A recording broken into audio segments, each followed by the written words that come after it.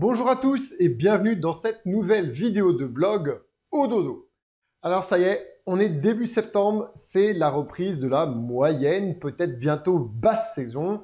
La haute saison est derrière nous, j'espère qu'elle a été fructifiante pour vous. Et il est temps de commencer à se pencher sur les chantiers à venir pour l'automne et peut-être l'hiver. Alors dans ces chantiers, il y a peut-être des vrais chantiers, réfection de chambre ou de d'autres endroits de votre établissement. Et puis, il y a peut-être des chantiers qui sont liés à votre stratégie marketing, à votre stratégie digitale, à votre site internet, aux photos, aux vidéos que vous voulez faire, si vous voulez un survol de drone de votre établissement, etc. Et une question qu'on nous pose souvent, c'est « Ah, est-ce que vous avez quelqu'un, X, Y, un photographe, un vidéaste, etc. à nous conseiller ?» Alors oui, on en a, mais l'idée c'est que chacun trouve chaussure à son pied. Et c'est pour ça qu'aujourd'hui, je vais vous parler d'un élément qui est essentiel dans notre économie ubérisée, entre guillemets, c'est comment est-ce qu'on trouve un bon freelance. Alors un freelance, vous savez, c'est quelqu'un qui est à son compte et qui va travailler pour vous à la mission. Vous allez définir un cahier des charges. Si possible, et ça c'est très important, vous allez bien le définir pour pouvoir contrôler le résultat derrière. Et avec ce cahier des charges, vous allez recevoir une proposition tarifaire du freelance pour faire le boulot. Et après, vous aurez le rendu et la facturation. Il y a le premier site qui me vient à l'idée pour trouver un freelance en France, c'est bien évidemment Le Bon Coin. Tout le monde le connaît, tout le monde l'a déjà utilisé. Mais c'est pas le meilleur, c'est pas le plus adapté pour ça. Alors, vous pouvez essayer malgré tout, mais c'est pas le meilleur. Je vais commencer par vous donner deux sites qui sont particulièrement adaptés pour ceux d'entre vous qui maîtrisent bien la langue de Molière. Donc, ça va être Fiverr, F-I-V-E-2-R. Vous allez avoir beaucoup d'offres d'indépendants, mais c'est majoritairement en anglais. Et ça va être la même chose pour Upworks. Hop. Et Upworks, je sais plus s'il y a un S à la fin ou pas. Donc, peut-être juste Upwork au singulier. Je me souviens plus. Donc là, si vous cherchez un développeur informatique, un codeur, un webmaster, un graphiste par exemple, refaire une logo, refaire une charte graphique, top à partir du moment où vous parlez anglais et vous allez trouver du monde un peu partout. Bon, sur Upwork, il y a plein de francophones aussi. Sur Fiverr, je connais un petit peu moins. Ensuite, si vous voulez vraiment du franco-français, vous allez avoir 5 €. Alors, c'est un peu le Fiverr, c'est parce que 5 de 5, donc c'est un peu le même concept. C'était l'idée que vous pouviez trouver quelqu'un dont le budget allait commencer à 5 € par mission. Voilà. Donc sur 5 €, 5euros.com, pareil, vous allez trouver pas mal de freelance. Il y a moins de choix que sur les deux précédents, c'est pour ça que je vous l'ai mis après. Vous avez aussi, alors ça va être majoritairement en anglais, vous avez People per Hour.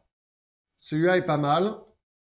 Je l'ai utilisé qu'une fois. Personnellement, celui qu'on utilise le plus, nous, avec Ododo, c'est celui-ci. Et on trouve, à chaque fois qu'on a besoin de quelque chose de spécifique qu'on ne sait pas faire dans l'équipe, on met ça sur Upwork et on trouve toujours quelqu'un. En France, le leader, il y a deux gros sites en France. Il y a Malte.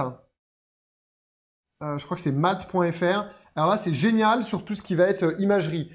Vidéaste, pilote de drone, photographe, ça c'est génial. Et puis après, pour tout ce qui va être développement informatique, webmaster, etc., ça va être codeur.com. Hop. Ça, c'est génial. Pareil. Et donc, ça fonctionne toujours de la même manière. Vous faites un brief, vous expliquez bien ce que vous voulez, vous soumettez le projet, des gens viennent vous soumettre des propositions et après, vous engagez la discussion avec eux. Alors, justement, ne faites pas les erreurs que nous, on a pu faire. Je vais vous faire gagner du temps et de l'argent. Il faut toujours systématiquement, dès que vous avez posté un job ou une mission sur ces différentes plateformes, vous allez faire votre shortlist des propositions qui vous plaisent. Ne vous pressez pas pour faire votre sélection. Eux, ils vont vous mettre la pression en vous disant que « Ah, mais si c'est la semaine prochaine, je serai plus disponible ou machin, ou je vous fais une réduction, etc. » Alors, je suis tombé dans le panneau et ça m'a coûté très cher. En l'occurrence, c'était sur codeur.com, un sous-traitant pour faire des sites internet à l'époque. Et j'ai eu que des ennuis. Donc, le premier conseil que je peux vous donner, c'est de demander des références. Avec qui avez-vous travaillé précédemment ? Et s'il vous plaît, donnez-moi 3 ou 4 références que je puisse appeler. S'ils sont incapables de vous donner des références ou qu'ils refusent que vous contactiez leurs références, fuyez. Allez chercher ailleurs. Alors même sur certains de ces sites, vous allez voir, il y a un système de notation et de commentaires, donc vous allez pouvoir voir ce que les gens ont pensé de leur boulot précédent. Moi, je demande toujours à pouvoir rentrer en contact avec des gens pour qui et avec qui ils ont travaillé. Ça permet de gagner énormément de temps. Autre chose de super important, quelle que soit la mission que vous allez leur donner, Imaginons par exemple que vous voulez refaire votre book de photos pour votre hôtel parce que elles sont has-been ou parce que tout simplement elles ne sont plus d'actualité, vous avez fait des travaux de rénovation pendant les différents confinements. Bon. Eh bien, il faut commencer à apprendre à faire un cahier des charges. Alors, je vous explique, il y a 3 grands corps de métier quand on fait faire quelque chose. On va commencer par, au tout début, les D. Les D, c'est les donneurs d'ordre. C'est aussi ce que j'appelle les architectes. Et je vais vous expliquer pourquoi.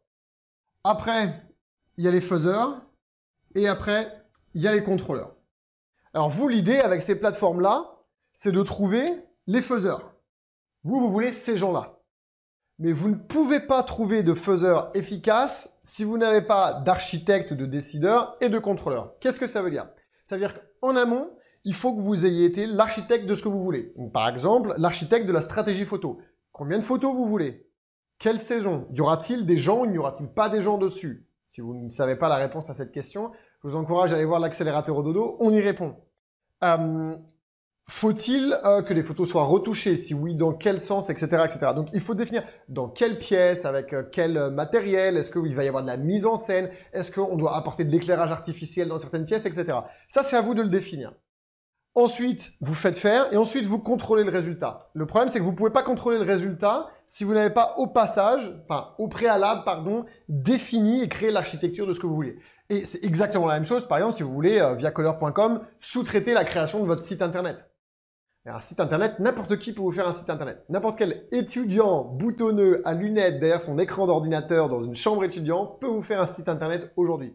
Mais un site internet, ça veut tout dire et rien dire. Qu'est-ce que vous voulez?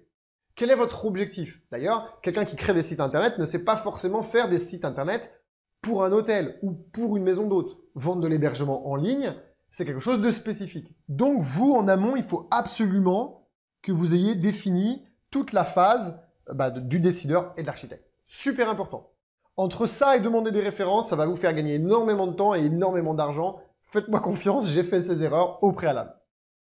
Voilà pour cette vidéo. Alors pour ceux qui ne me connaissent pas, qui me découvrent, et puis pour tous les autres, eh bien, je suis Marc-Antoine, je suis le créateur de l'accélérateur au dodo, où on forme, on coach, on accompagne et on a créé une communauté pour tous ceux qui sont propriétaires ou dirigeants d'hébergements touristiques, hôtels, maisons d'hôtes, gîtes, etc., et qui veulent reprendre en main leur commercialisation, c'est-à-dire savoir remplir l'établissement, le remplir avec des réservations directes pour payer le moins possible de commissions aux agences de voyage en ligne et optimiser leur temps. Donc vous avez toute la partie justement on décide et on crée l'architecture de votre site internet, de votre stratégie commerciale, de votre stratégie tarifaire, de votre positionnement, etc. et bien plus. On vous fait faire, même si vous n'êtes pas obligé, vous pouvez le sous-traiter. Et on vous aide à contrôler tout ça derrière, et on vous coach et on vous accompagne. Donc, si vous êtes intéressé d'en savoir plus, je vais vous mettre un lien en bas de l'écran. Vous allez sur l'accélérateur Ododo, donc sur ododo.io, et il y a un bouton orange, vous verrez, prenez rendez-vous avec nous, et vous pourrez prendre rendez-vous avec un des coachs en direct, donc les mêmes qui seront de l'autre côté le jour où vous devenez élève, pour pouvoir discuter avec eux et faire un point de votre commercialisation. Puisque vous venez de passer la haute saison, eh bien c'est parfait, c'est le moment de faire le point. Vous allez donc pouvoir avec lui analyser ce qui a fonctionné, ce qui n'a pas fonctionné, ce que vous pourriez améliorer. Si ça vous intéresse, il vous présentera notre programme. En plus, sachez que nous sommes un organisme de formation certifié par l'État français et vous pouvez vous faire financer notre formation, que ce soit par les OPCO ou que ce soit par le CPF ou par Pôle emploi. Donc, il n'y a pas de raison de ne pas être curieux. Voilà, je vous retrouve dans la prochaine vidéo de blog. Si vous avez des questions par rapport à un de ces sites ou par rapport à comment trouver un freelance, eh bien, mettez un commentaire en dessous de cette vidéo. On reprend les bonnes habitudes. Si vous pouvez liker la vidéo, ça nous permet d'avoir plus de visibilité et de continuer à vous aider. Abonnez-vous également à la chaîne YouTube, ce qui permet de nous encourager à continuer à faire du contenu. Et puis en plus, à être d'autant plus visible pour faire connaître la bonne parole et aider de plus en plus de monde. Allez, je vous retrouve dans la prochaine vidéo de blog.